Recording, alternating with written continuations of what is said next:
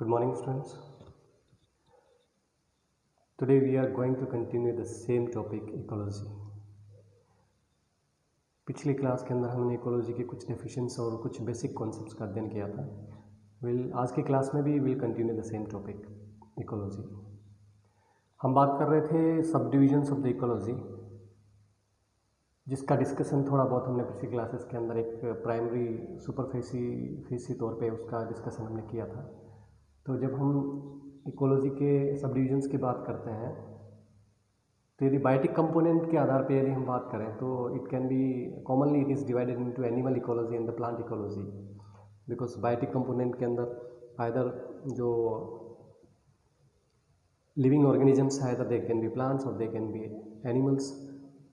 तो it is a very broad classification कि animal ecology हो तो प्लांट इकोलॉजी.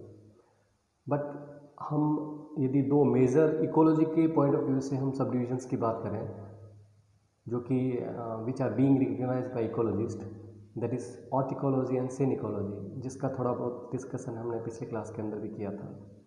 जब हम ऑर्टिकोलॉजी की बात करते हैं तो it is the study of the individual species in relation to the environment.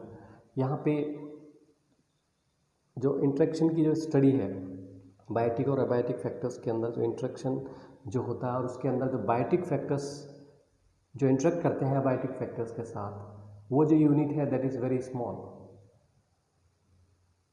It is the smallest unit I think in this autecology. It is the species और the individual of the species, how they interact with the abiotic factors prevailing in that particular atmosphere or prevailing that in particular area. So that study is called as a horticulture. जबकि सिनिकोलॉजी की बात करते हैं तो it is the study of the groups of the organism in relation to the environment. यानी यहाँ पे एक बड़ी यूनिट की हम बात करते हैं जहाँ पे एक इंडिविजुअल नहीं हो करके, एक स्पीसीज नहीं हो करके, group of organisms which are living together.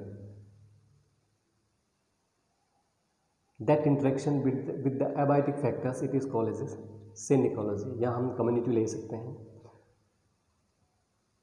Synecology comprises population ecology, community ecology and study of the ecosystem. और इसके अलावा दूसरे सब divisions they may be based on the habitat, taxonomic divisions and the level of the organisation. उस स्तर पे हम जिस लेवल पे हम इंट्रैक्शन स्टडी कर रहे हैं with the abiotic factors, it can be divided accordingly. Now some of the important subdivisions which we have mentioned earlier, जिनका हमने नाम पहले बताया था, वो है population ecology. It deals with the growth, trophic structure, metabolism and regulation of the population. As you know, the population is a group of individuals of a particular species living in a particular area which shares common characteristics and which can interbreed among themselves or and which can produce offsprings like themselves. तो उनके growth pattern की हम बात करते हैं, उनके traffic structure की बात करते हैं. वो एक फूड चेन के पार्ट है. Every living being is a part of a food chain.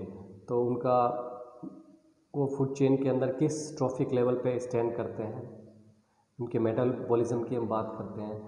और पॉपुलेशन का रेगुलेशन कैसे होता है कि mortality rate, natality rate, how it is being affected by the abiotic factors.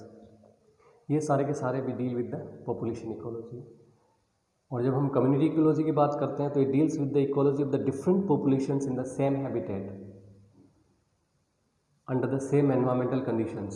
As we know that community की बात करें हम तो कम्युनिटी को डिफाइन कैसे करते हैं कि ग्रुप ऑफ या population of the different species sharing common abiotic factors at a particular time in a particular area. तो that is called as a community. जब हम उनका इंट्रैक्शन स्टडी करते हैं then it is called as a community ecology. Then there is a habitat ecology. इसके अंदर हम study करते हैं animals and plants in their natural habitat, यानी जिस habitat as we have discussed in the last class also कि it is a living और dwelling place of an organism where it lives, where it is most comfortable and where it can reproduce offspring of its own kind. So that is called as a habitat. So habitat, it can be fresh water, it can be marine or it can be terrestrial. So on the basis of which it can be freshwater ecology, it can be marine ecology, and it can be terrestrial ecology. Then there is applied ecology. अगर हम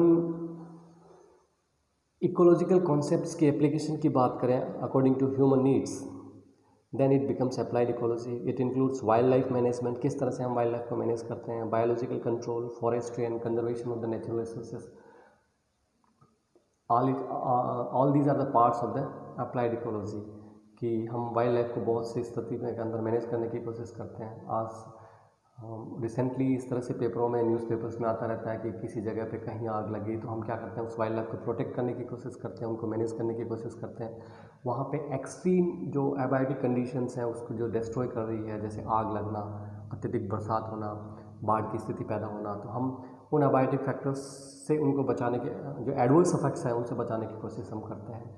biological control, that it is part of the applied ecology. Forestry की हम जब बात करते हैं, it is also applied ecology. And conservation of the natural resources, it is the most debatable issue. हम बात करते हैं कि natural resources they need to be conserved. Human activities has caused a devastating effect on the natural resources which are present. तो उनको protection की बात है, उनको कंजर्व करने की बात है. Then there is another subdivision that is paleoecology कि as we know, when we deal with the fossils, it deals with the past and the life of the past organisms. जब हम उसकी बात करते हैं, then it is called the paleoecology. Then there is a human ecology. It deals with the effect of the human activities on the environment and the vice versa. किस तरह से human beings के इफेक्ट हमें देखने को मिलते हैं और हमारे इफेक्ट से क्या एनवायरनमेंट के अंदर या एबायोटिक फैक्टर्स के अंदर चेंजेस आते हैं, और फिर वो एबायोटिक फैक्टर्स किस तरह से हमें एडवर्सली अफेक्ट करते हैं.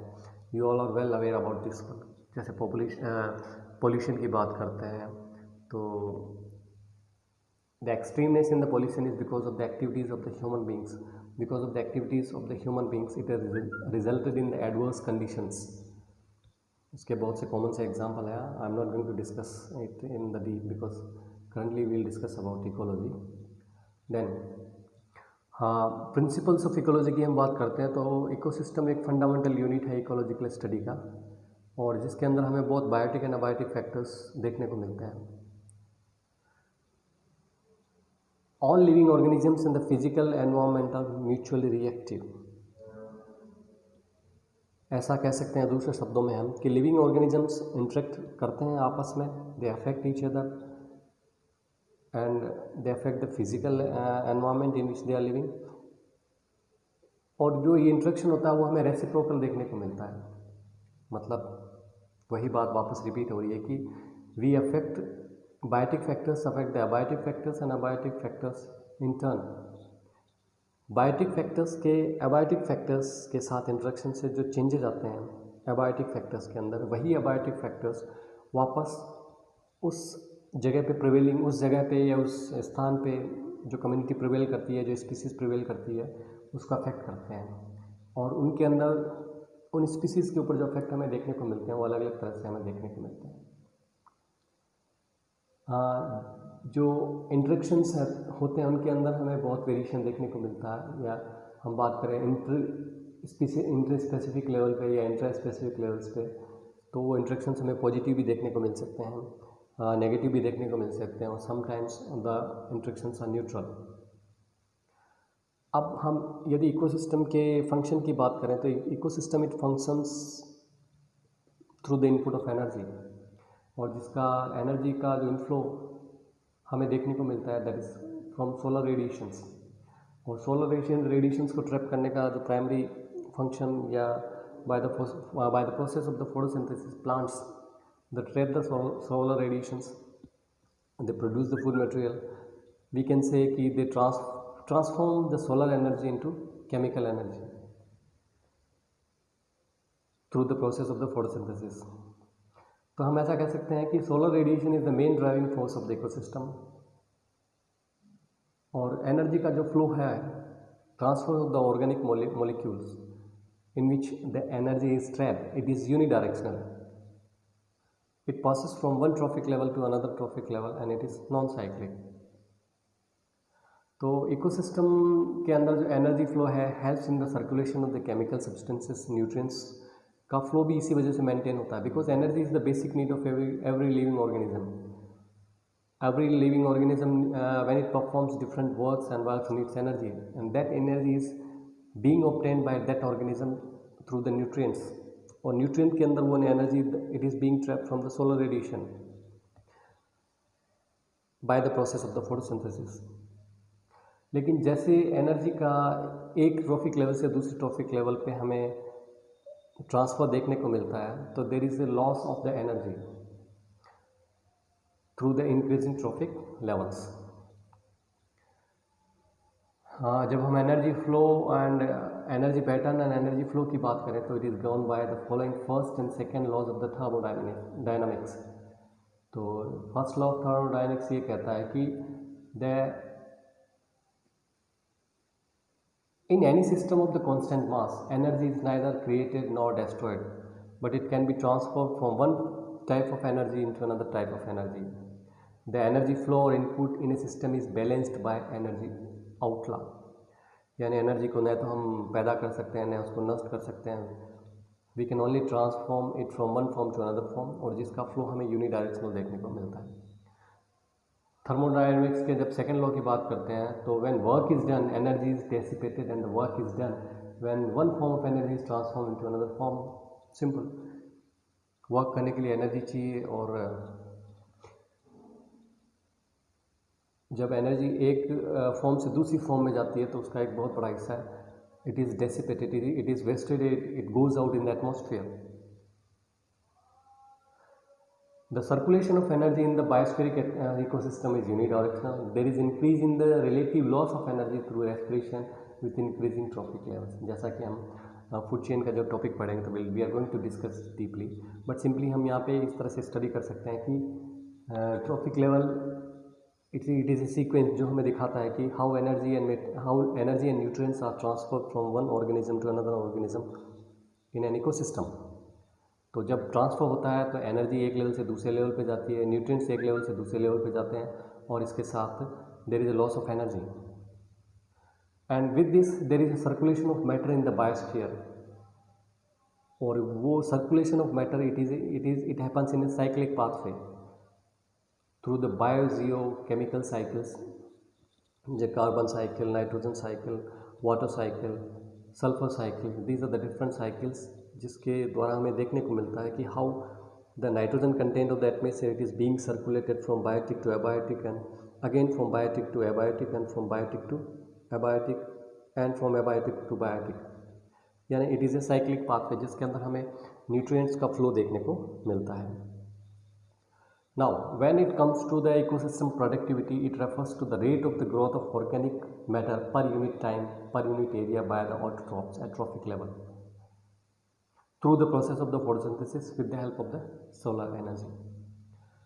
Now, this depends जो primary productivity हम ऐसा कहें कि production of the nutrients, production of the transformation of the energy depends upon the two factors. It depends upon the availability of the amount of the solar radiation to the primary producers, that is green plants at the trophic level 1, and secondly it depends upon the efficiency of the plants to convert solar energy into chemical energy which is used by the green plant to build their tissues. इन दो factors के ऊपर ये basically depend करता है कि कितनी solar radiations available है primary producers को, और कितनी एफिशिएंटली उस अवेलेबल सोलर रेडिएशंस को प्लांट्स जो प्राइमरी प्रोड्यूसर्स हैं they convert it into food material या nutrients. Since solar radiations decreases from the equator toward the poles, hence ecosystem या ecological productivity also decreases. यानी हम poles की बात करें तो वहाँ पे the solar radiations they are not direct. जब हम equators की बात करते हैं तो उनका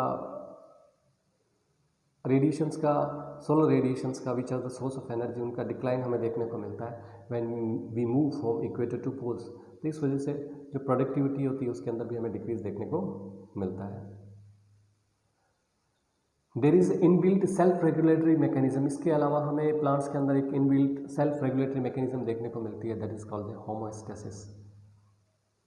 It means what? How a system maintains itself in a balance in a natural ecosystem. यदि उस होमोस्टेटिक मैकेनिज्म के अंदर हमें इम्बैलेंस देखने को मिलता है, उसके अंदर कोई चेंज हमें देखने को मिलता है, तो उसकी जो स्टेबिलिटी होती है वो ख़त्म हो जाती है.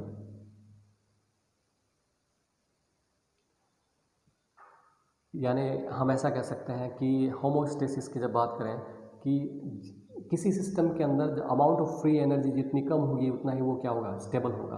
और जैसे जैसे amount of free energy which is available in any system it increases, then it gets imbalanced. अगर मान लो चेंज किसी एक्सटर्नल फैक्टर के द्वारा लाया जाता है which exceeds the resilience of the ecosystem stability, and adjustment of the ecosystem to the such changes becomes difficult and the ecosystem becomes unstable and the several environmental problems are created. अब यदि हम बात करें कि Charles Darwin की evolution की theory की बात करते हैं, इकोलॉजिकल पॉइंट ऑफ व्यू से हम यदि हम उसको स्टडी करते हैं, तो चार्ल्स डार्विन ने कहा था कि he gave the theory of the natural selection and adaptation. जबकि इसके विपरीत ह्यूगो ड्यूरिस की बात करते हैं तो उन्होंने स्पॉन्टेनियस इवोल्यूशन थ्योरी दी थी कि उसके लिविंग ऑर्गेनिजम्स के अंदर हमें स्पॉन्टेनियस चेंजेस देखने को मिलते हैं through the process of the mutation and reproductive isolation. तो this is how ecological evolution हमें ऑर्गेनिजम्स का देखने को मिलता है. There is successional development of the plant community in a habitat of a given environmental conditions. So there are 5 sequences or phases in the successional development of vegetation. एक successional development of the plant community या organisms का हमें देखने को मिलता है. What is it? इसका मतलब क्या है कि किसी भी जगह पे किसी भी कम्युनिटी का प्लांट का या किसी भी पॉपुलेशन का डेवलपमेंट हमें एक क्रमवार देखने को मिलता है, जिसके अंदर उसकी फेजेस कुछ इस प्रकार से हैं: nutation, migration, एसिसिस, reaction and stabilization. यदि हम सक्सेशनल डेवलपमेंट की बात करें तो it can be primary succession and it can B secondary succession. The transitional stages of the sequential changes from one vegetation community to other vegetation community are called sear, which is complete when the succession of vegetative community after passing through different phases culminates into equilibrium condition. यानी किसी भी जगह पे जब कोई नवी community develop होती है, पनपती है, तो सबसे पहले वो अपने आप को आकर के एस्टेब्लिश करती है, वहाँ के एबायोटिक फैक्टर्स हैं उनके साथ इंटरेक्ट करती है, एडेप्ट करती है, और उसके बाद में कम्प्लीटली वो वहाँ पे एस्टेब्लिश हो जाती है और कम्प्लीटली उस वो कम्युनिटी वहाँ पे डोमिनेंट रूप पे ग्रो करती है. तो ये एज ए हम कह सकते हैं it takes place with the time being. और जो कम्युनिटी इस तरह से अपने आप को एस्टेब्लिश कर लेती है तो that is called as a sere. और इस तरह से जो वेजिटेशन कम्युनिटी डेवलप होती है at the end of the succession it is called as a climax vegetation. Climax community or climatic climax due to dominant control of the climate on the evolution and the development of the vegetation. यानी किसी भी जगह पे suppose करो कोई barren land है, कोई desert है, वहाँ पे हमें सीजनल जो चेंजेस होते हैं उसके अंदर डिफरेंट कम्युनिटीज़ का ग्रोथ हमें देखने को मिलता है, डिफरेंट प्लांट्स का हमें ग्रोथ देखने को मिलती है. One type of the plants they are being replaced by another type of the plants. और इस तरह से क्या होता है कि उस जगह पे प्रिवेलिंग एनवायरमेंटल कंडीशंस को एडेप्ट करते हुए कुछ एक इस तरह की कम्युनिटी ग्रो करती है which is best suited to grow at that particular place according to the abiotic factors, according to the abiotic conditions जो उस जगह पे विद्यमान है. तो that community is called as a climax community. यदि हम ह्यूमन बींग्स की बात करें तो we are the active agent of the environmental changes. हम एनवायरनमेंट को मॉडिफाई करने की कोशिश करते हैं, इकोसिस्टम को मॉडिफाई करने की कोशिश करते हैं बाय आवर डिफरेंट एफर्ट्स. हम एक्सप्लॉयटेशन के द्वारा नेचुरल रिसोर्सेज को एक्सप्लॉयट करते हैं, उनको यूज़ करते हैं, उनको अपने अकॉर्डिंग मेंड करने की कोशिश करते हैं. तो हम these efforts have reduced the ecological diversity and complexity of the ecosystem. इस प्रोसेस के दौरान हम बहुत से जो बायोलॉजिकल कम्युनिटीज़ जो आइदर प्लांट्स और एनिमल्स किसी जगह पे ग्रो कर रहे हैं, यदि हम ग्रो कर रहे हैं, यदि हम कहीं डैम बनाते हैं, कहीं हम अर्बनाइजेशन की बात करते हैं, कहीं कोई किसी बड़े इंफ्रास्ट्रक्चर को, बड़ी फैक्ट्रीज को एस्टेब्लिश या स्थायी करने की कोशिश करते हैं, उस कंडीशन के दौरान हम क्या करते हैं, हम अपनी कम्युनिटी को डिस्ट्रॉय करते हैं। The disruption of the climax, vegetation, ecosystem stability is caused by man through purely destructive actions जैसे forest clearance के द्वारा. These are the some of we'll discuss. I am going to read it out. कि किस तरह से human activities have resulted in the devastating destruction of the ecosystem. How we are disrupting the ecology. कि forest clearance हम करते हैं, extensive burning करते हैं, mass felling of the trees, introduction and establishment of new types of the vegetation in the ecosystem which were not previously present in that ecosystem.